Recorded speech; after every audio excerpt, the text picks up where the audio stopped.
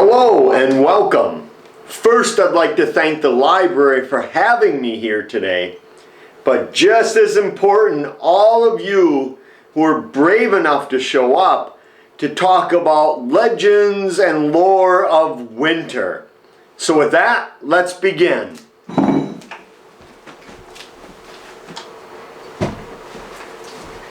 My name is Chad Lewis. I'll be your presenter for this program. And although my background is actually in the field of psychology, for the last 25 years I've been traveling the world in search of the strange and unusual. Everything from hunting for vampires in Transylvania, looking for the Loch Ness Monster, crop circles, reports of UFOs, alien abductions, really weird people, odd places, you name it. If it's strange and a little offbeat, I've traveled the globe in search of these mysteries. But for this program, we're going to talk about one of my favorite topics, legends and lore of winter. Now, of course, when people think of winter, many things jump to mind. For a lot of you, it's probably the hassle of shoveling and removing all the snow. For others, it's outdoor activities, skiing, snowboarding, snowshoeing. Others like to enjoy some ice fishing. And I know for a lot of you in the Midwest, football is a big part of the winter legends and lore. But I'm going to be talking about a different type of winter, a stranger, more sinister, folklore-filled aspect of winter. Most people think of Halloween as the season of weirdness, creepiness, and legends.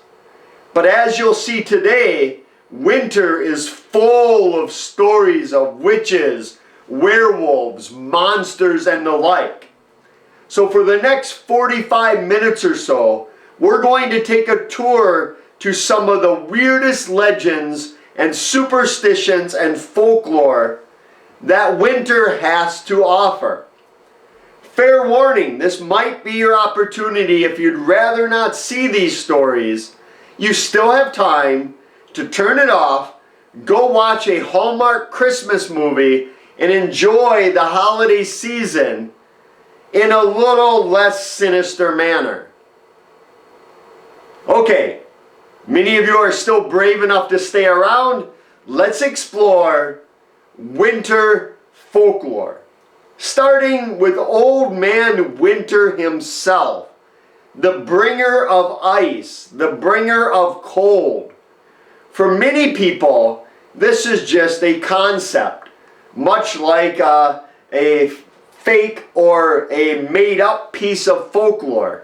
But for many people in Minnesota, they believe the bringer of cold and ice is called Wazetta. And if you go to the middle of Minnesota, to Mille Lacs Lake, here you'll have a story of where Old Man Winter battles with the forces of heat and summer. And it all began on a place called Spirit Island. Bunch of rocks in the middle of the lake. It was thought to be a sacred area. Many people who would venture out here in the summer in boats would hear what appeared to be singing or chanting coming from the rocks. Others say these rocks would move on their own, as though moved by some unseen force. The legend has sprung up that this is where winter begins, and that those who want to make a plea of honesty will walk out to the rocks and claim to be honest for the rest of their lives. It is said that if you go out there and make a plea of honesty, a pledge of honesty, that if you ever tell a lie, a rock will fall out of the sky and hit you, and you will die for not being honest in the winter season. This is where they believe Old Man Winter fights for the ice every single season, When fall starts in, he takes over, but loses the battle every spring when summer starts to make its way there. Of course, I had to make a winter expedition out to Spirit Island to make my own pledge of honesty. And while I was walking there, brutal cold temperatures. It took about an hour to get there over the ice. And I finally made my way out to the rocks. But along the way, as I was walking in the freezing cold, one of my feet got wet. Maybe some snow got into my boot or some ice, but my boot was getting wet. But I didn't pay it any attention. I couldn't stop because it was so cold. So I made my way out to the rocks, made my pledge of honesty, and then made my way back. Later that night, when we made it to our lodging for the evening, we were unpacking our gear, getting ready for an expedition, when I realized that it wasn't snow that had gotten into my boot. It was blood. My foot had been cut open in my boot and giving me a bloody boot. But I consider myself getting off light. If the bringer of winter did nothing more than cut my foot rather than drop a rock on me, I consider myself getting off quite easily. Winter solstice. For years, people have feared the solstice as a time when things could come back to earth. Things not of this realm or this existence. This was the night when they could come back and haunt you and come back and seek revenge on those who had wronged them in life. Witches were one of those creatures that were thought to come back during the winter solstice, which is why so many people advise that on the solstice you should have a fire in your fireplace to ward off the witches and other spirits that might be coming during the solstice. And the hearth or the fireplace was the spot where all the little people would gather in your house. Not children, but the gnomes, the fairies, the goblins, the trolls, the good people, the hidden folks, the sprites. You know, something straight out of folklore. Pointed ears, pointed nose, sometimes a cap. This is where they would congregate in your house. And if you appease them, they would often work around your house, cleaning, keeping your house free of rodents and the like. But it was said that you would have to put out offerings for them, especially in the winter solstice. Most of the time you'd want to put out treats, baked goods, candies, donuts, cakes, pies, things of that nature, so that the little people, when they make their way through on the winter solstice, they will see your offering and they will be happy with you and not curse you. It was often said that you'd leave your doors unlocked during the solstice because that's when the little people would make their way from house to house looking for offerings. If you do not leave an offering, well, you do so at your own risk. We all love birthday parties, and some of you watching here today probably have a birthday over the 12 days of Christmas. Most people consider that December 25th through January 6th as the 12 days of Christmas. But if you do have your birthday during this time period, raise your hand wherever you are so your loved ones can see, because they're going to want to keep an eye on you. Because the legend tells that those who were born during the 12 days of Christmas are much more likely to become a werewolf because of when they were born. Some believe they were born too close to the birth of the Savior, and they'd be cursed with being a werewolf for taking attention away from the Savior's birth and placing it on your birthday. And of course, throughout the United States, we have reports of werewolves throughout the winter. Thanks to my good friend and colleague Linda Godfrey, my home state of Wisconsin is now known as the werewolf capital of the world. It all began when Linda was working as a journalist. People started reporting traveling down a small stretch of road called Bray Road, when all of a sudden they spotted, for a lack of a better term, a giant werewolf-type creature. Size of a giant bear, but shaped more like a wolf with that long snout or muzzle and the deep, dark, matted down fur. Oftentimes these things are seen as bipeds, running or walking upright on their hind legs like you and I do. In Iowa, outside of Fort Dodge, in a small town called Terra, they believe this bridge is inhabited by werewolves. In Illinois, in Effingham, near the Ramsey Caves, they believe werewolves inhabit there too. And many, many other places around the U.S. The good news is that outside of charging at a couple vehicles, these creatures seem to be just as afraid of witnesses as witnesses are of them. And rather than attack, they seem to rather scurry into the underbrush undetected. So the good news is, when you go looking for these creatures, most likely you won't be killed.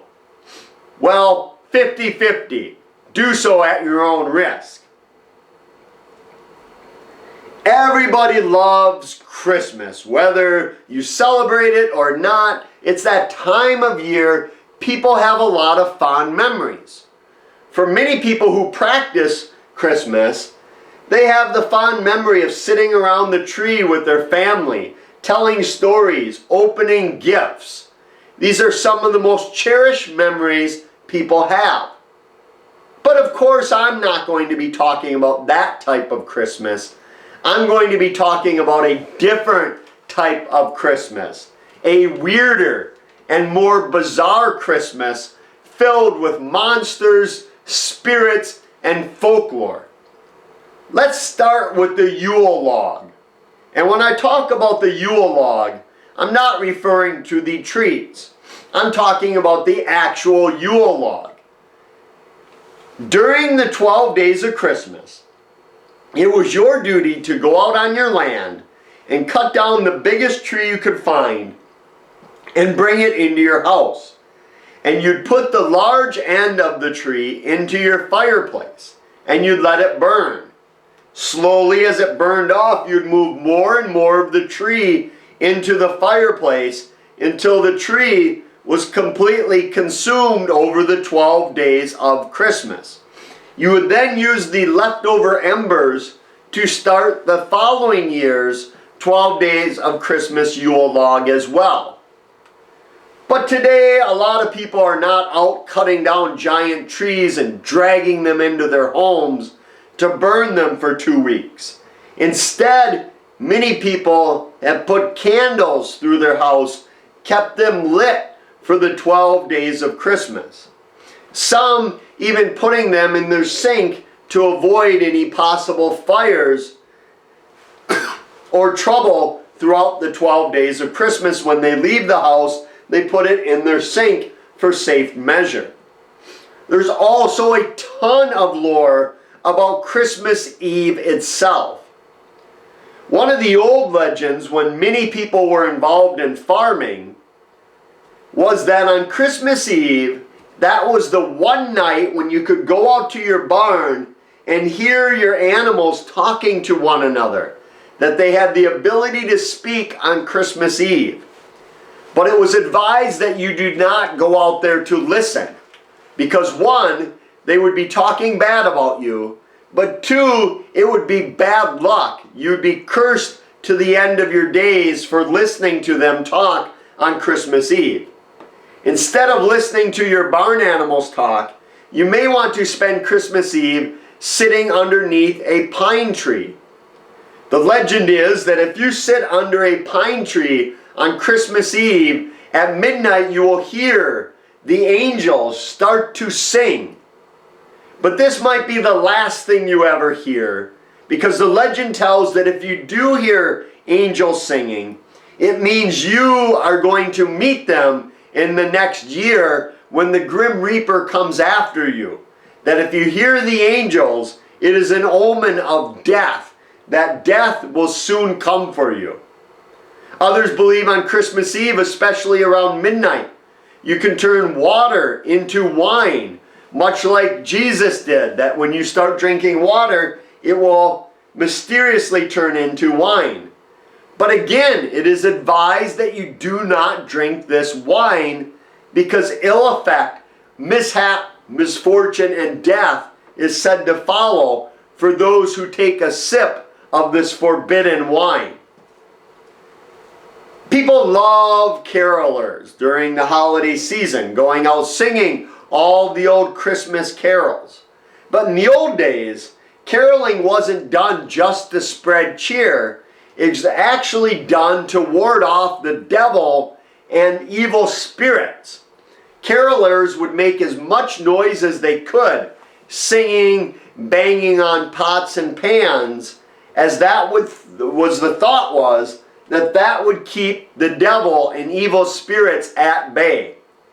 Which is the same concept of hanging up evergreen and holly in your home.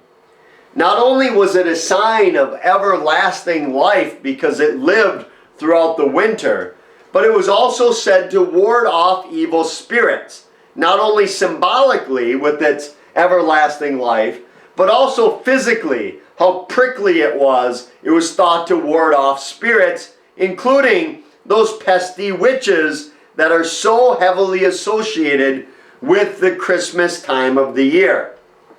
Many would not stop at just evergreen, hanging it in your house. Many would put horseshoes at the entrance of their doors. And these horseshoes were thought to ward off witches during the winter time. But the key was you'd have to hang the horseshoe upside down to ward off evil spirits. If you hung it upward like this, right side up, it would not ward off spirits, but it would collect good luck. That all the good luck would fall in there and stay. Whereas if you ward off spirits, the good luck runs out of the horseshoe, but you will be protected from the evil spirits wandering this winter time, the darkest days of the year. Arguably, the most infamous aspect of winter is that of Santa Claus. Everyone is familiar with Santa. We all know that Santa doesn't do his job alone, that he has helpers, from all of his magical and wonderful reindeer, to the wonderful Mrs. Claus, to all of the elves that are so important in getting the gifts out to children every single year. But Santa has another helper, a less known helper, a helper that many people do not want to see, because this helper doesn't help him reward the good children. This helper, his right-hand man, is a punisher of bad children. They call him Krampus, the anti-Santa Claus, even though he's more of a Santa Claus friend and helper than he is of the anti-Santa Claus. He's a giant creature, devilish looking, with horns, glowing eyes, a tail, a whip, and a basket. The origins of Krampus come from the old countries of Europe, where they told of Saint Nick passing through communities. And Saint Nick would often leave out candy and fruits in the shoes of children who placed them there, hoping to be rewarded by Saint Nicholas. But it was said that Saint Nick only visited the good children. The bad children would be visited by Krampus, and he would often bring his switch of sticks, and he would whip children that were naughty. If they were terrible, he would put them in his basket and take them away to his lair, and they'd never be seen or heard from again.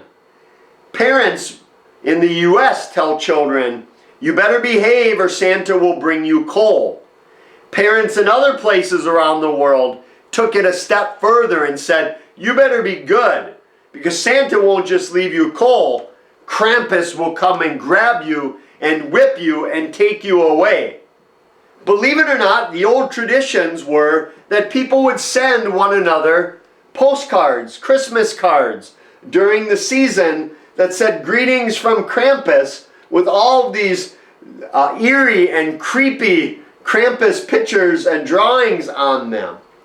People would send thousands of these every single year. It's a tradition that some of us continue to this very day, as I still send out Krampus cards every single year. But Krampus comes on the night of December 5th. That's when he appears. And he is spread all over the world now, especially in the United States.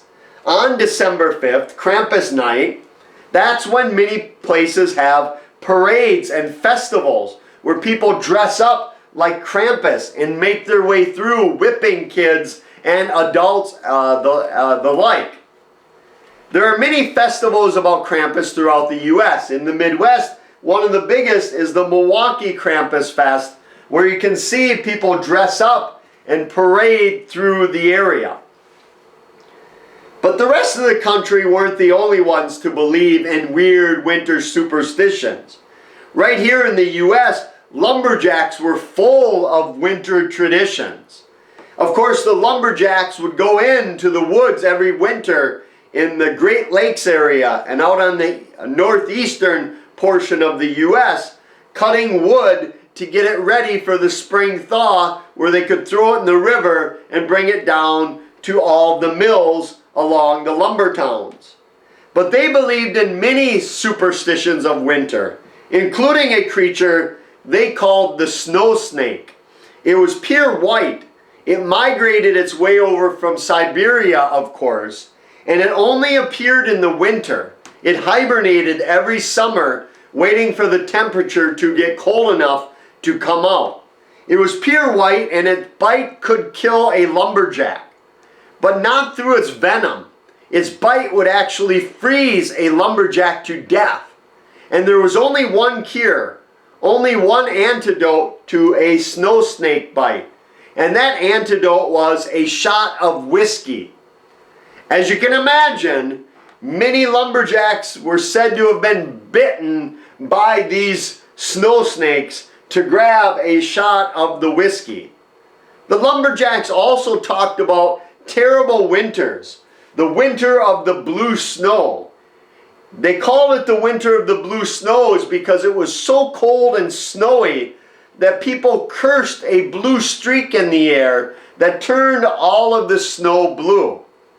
It was so cold that winter. What's that? How cold was it? It was so cold that winter that fish grew fur to keep warm. It was so cold that winter. How cold was it? It was so cold that at night people talking would have their words freeze in the air. They had to wait until the next morning during sunrise to thaw out the words so they could hear what their friends were talking about. It was also the winter when Paul found Babe the blue ox. Babe was so cold that he had turned blue from all the blue snow. So Paul took him into his camp, and like everything around Paul Bunyan, Babe grew to an enormous size. Today in winter, we think nothing about people dying. If they die in the winter today, we just bring out the backhoe and we're able to give them a proper burial. But in the old days, they didn't have this technology. So they had receiving vaults or holding vaults. When people died in the winter, they could not bury them in the Midwest in the frozen ground. They'd had to wait till spring came around and it thawed out enough for them to dig a proper burial grave. This led to many stories of these holding vaults or these receiving vaults being haunted with ghosts and spirits. One of my favorite stories of one such haunting is in Marshalltown, Iowa, Riverside Cemetery. This is the old receiving vault. It was said that a man buried his wife in the vault. But the problem was he buried her alive in the vault. And now many unsuspecting people walking by will hear rapping and knocking on the door. Others claim to have heard things like, "Help me, I'm inside, let me out, please save me." Some claim they've seen the handle move on its own, as though some unseen force. Of course, there are no people inside the old receiving vault. At least not anyone who's alive, that is. When most people think of winter, they often think of snow. And when you're a kid, when you think of snow, you mostly think of snow days, school closings, children staying up late the night of a snowstorm, praying that school will be canceled. Many of them have found tips and techniques to help aid this process along. Because one of the legends is that if you want a snow day during a snowstorm, sleep with a spoon under your pillow, and this will cause a snowstorm and a school cancellation. You also can help your cause by wearing your pajamas inside out and backwards so that a storm will be on the rise. Other children will put ice cubes in the toilet for every inch or number of snowstorms that you want, or inches of snow that you want to fall. That will predict the number of snowstorms that you get. And we can predict snowstorms if you believe the legends. And we can predict signs of a hard winter. But you have to be someone with a very keen eye to pick up on these signs. Because old farmer legends tell that you can tell if it's going to be a hard winter by things in nature, like caterpillars. If they're especially woolly, that means there will be a hard Christmas. If squirrels have an extra bushy tail, it means it will be a hard winter.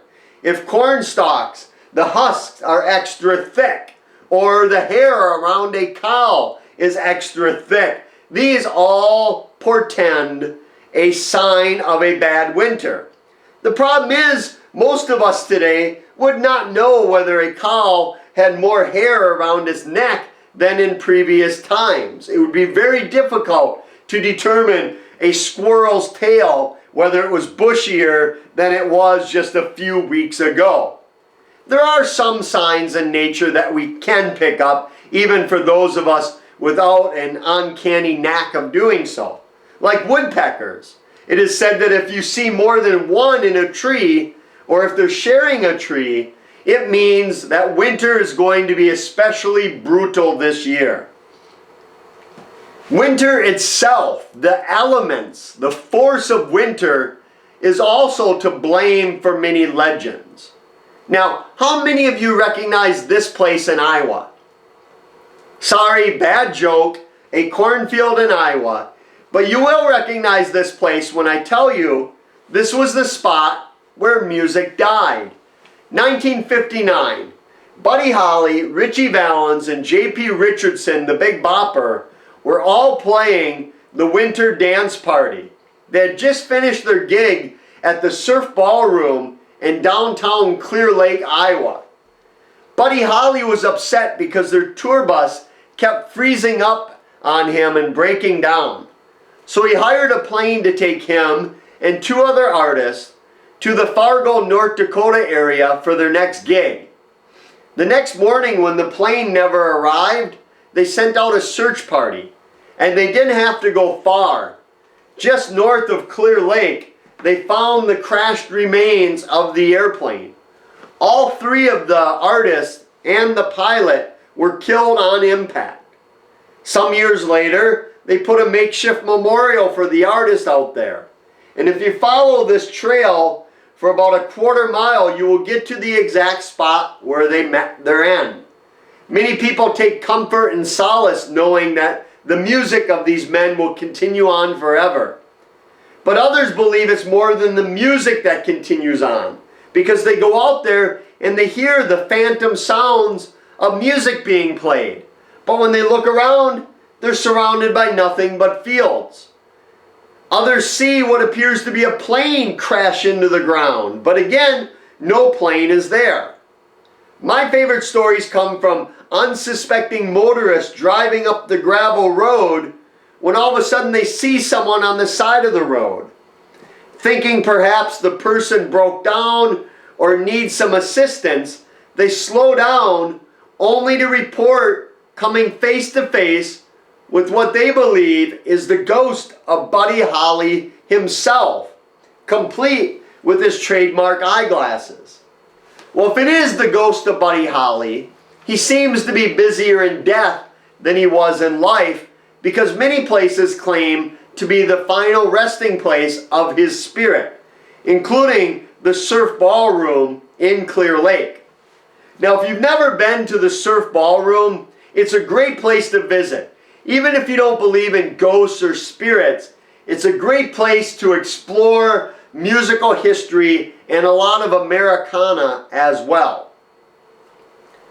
Winter also brings with it seasonal affective disorder, or SAD.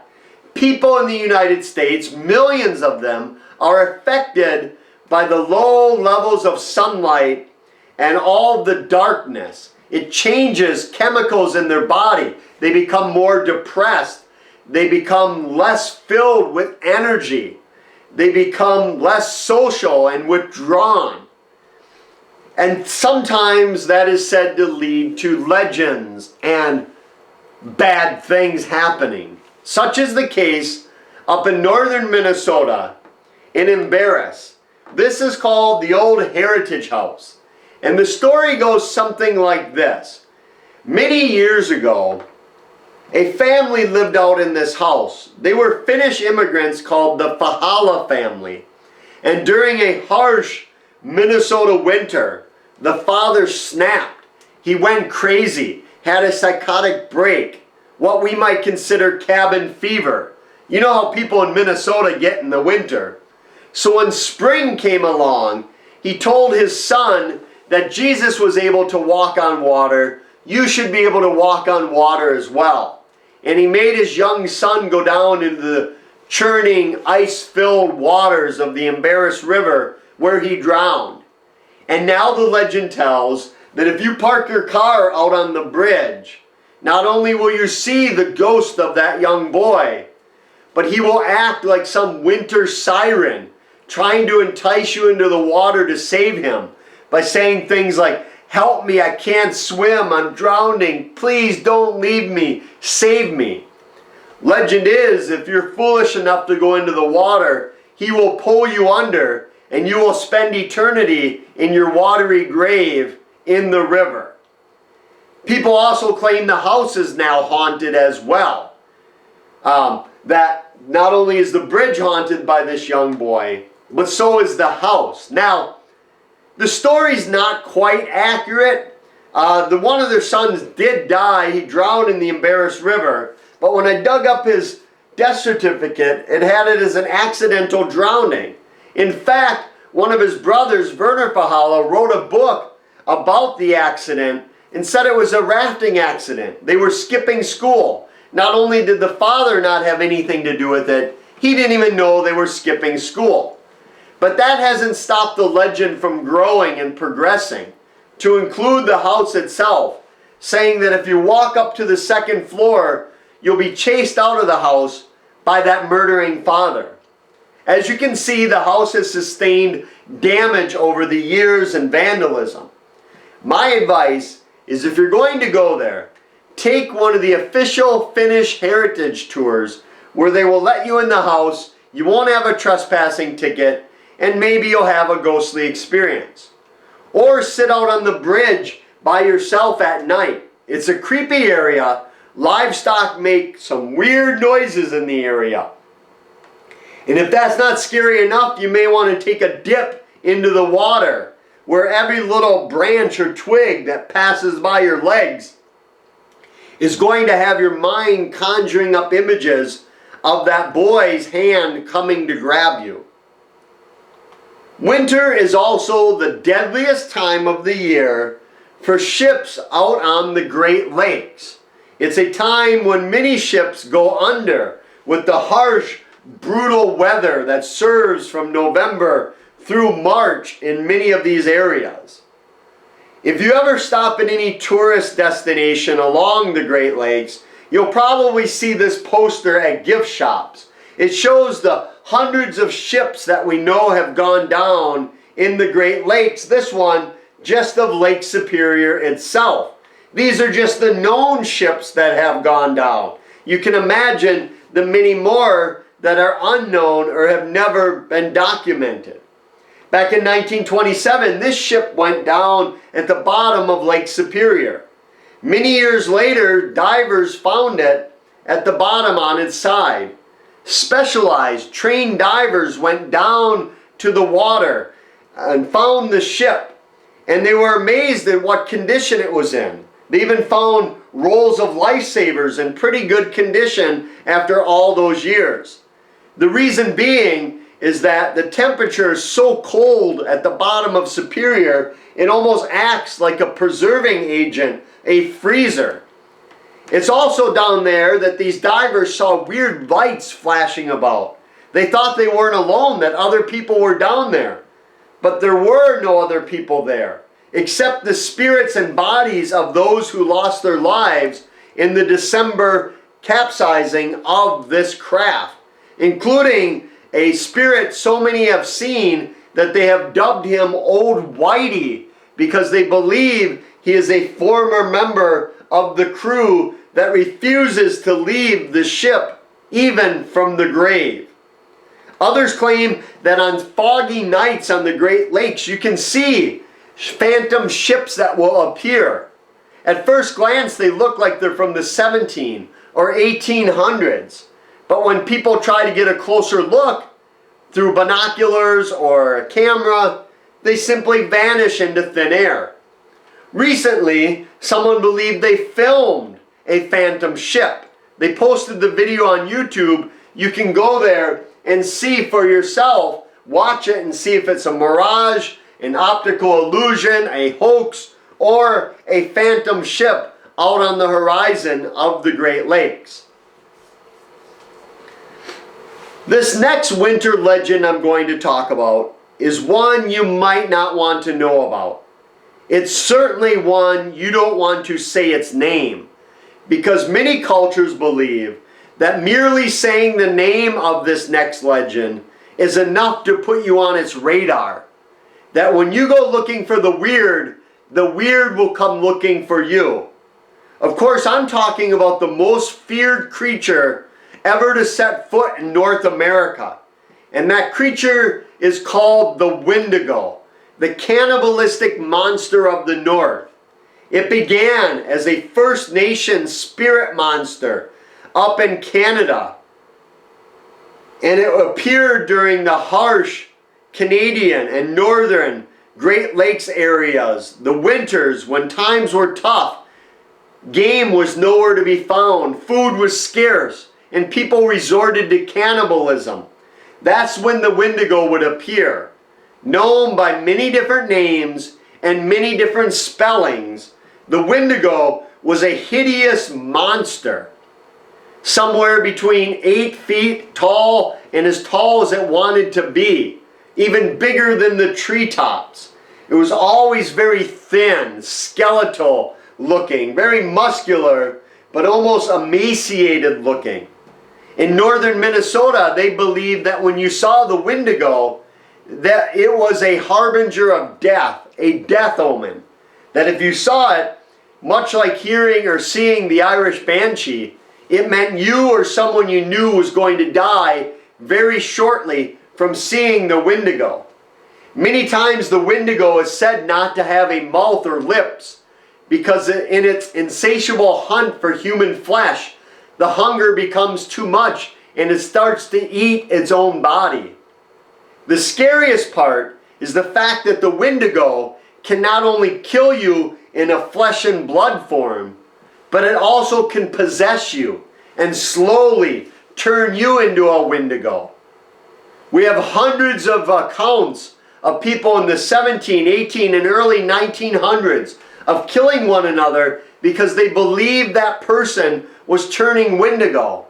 And when they went to court, they said, if we wouldn't have killed this person, this Wendigo, they would have overtaken the entire village, the community, or the tribe, and they'd all be dead because of the deadly Wendigo. Perhaps the most infamous story of a Wendigo that we have is that of Swift Runner. Swift Runner was a Cree First Nation Indian up in the Alberta region of Canada in the winters of 1878 and 79. Swift Runner is what the white people called him, although many newspapers said he was the Indian who ate his family. He was about 40 winters of age when he was overcome by the Wendigo. So what is the horrific story of Swift Runner? Well, let's take a look. In the deep woods outside of Edmonton, Alberta, Swift Runner, a Cree Indian, was a trapper and a guide. He had left town the previous autumn with his wife, 6 children, and his mother. But when Swift Runner returned in spring, he was alone.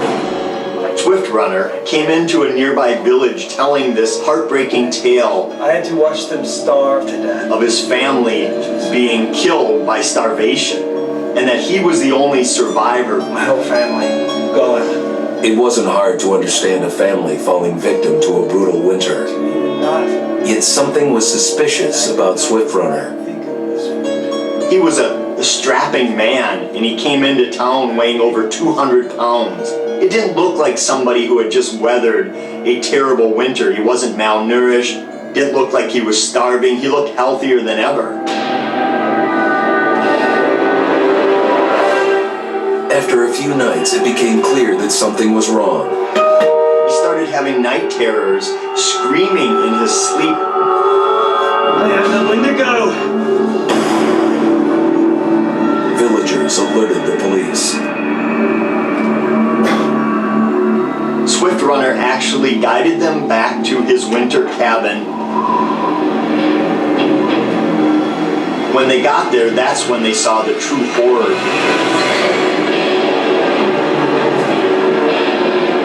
Human skulls were scattered around, many bones, some of which had been snapped in half and the marrow inside had been drained. They had never seen anything like it. Swift Runner had killed his entire family, shooting them, hitting them with an axe, strangling, and then eating most of their bodies.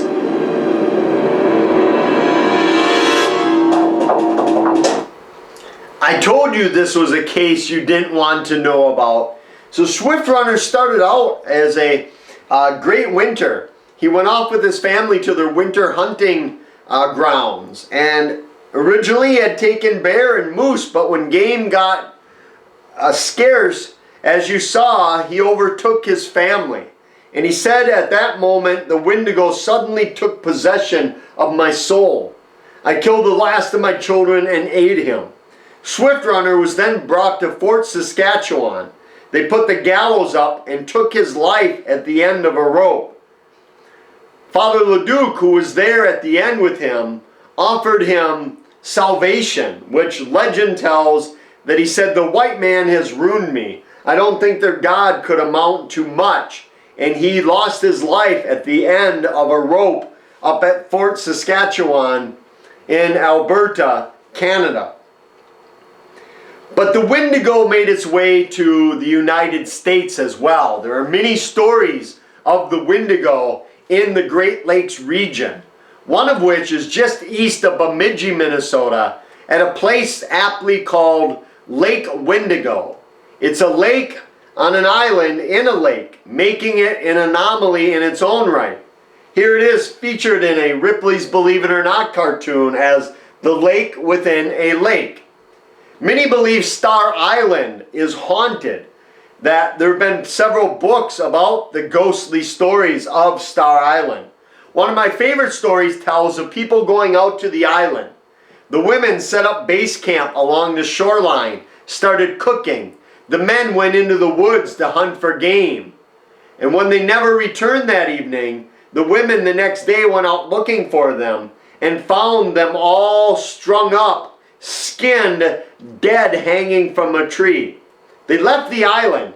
They cursed it, said it was bad medicine, that they would never set foot there again.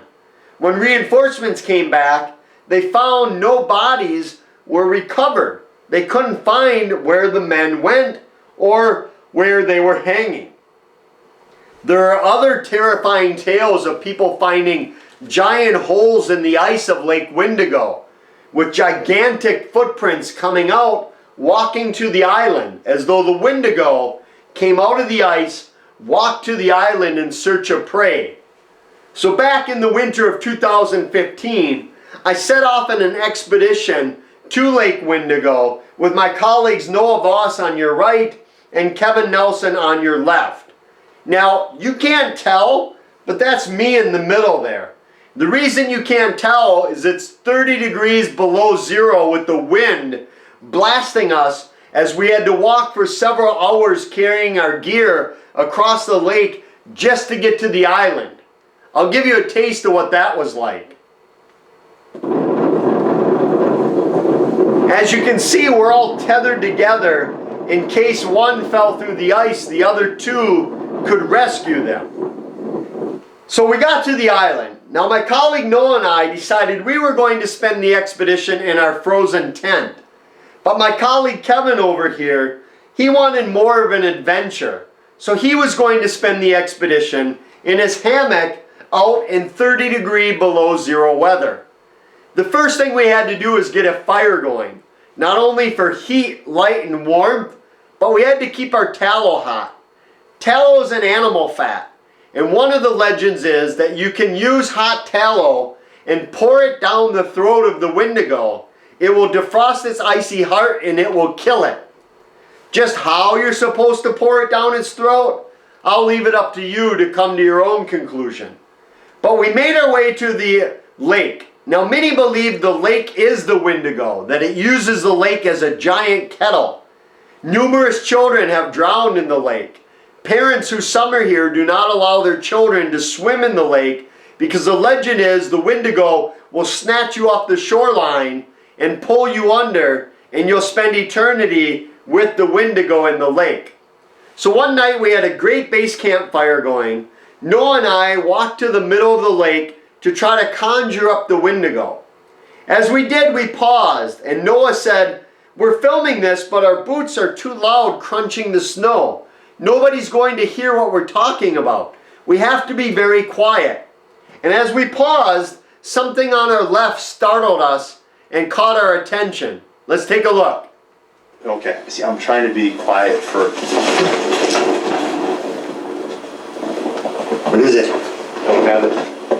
Don't have eyes or anything. Let's take another look. Okay, see, I'm trying to be quiet for... What is it? Don't have eyes or anything. Now, most likely it was a deer or a big bird of prey or an owl, something.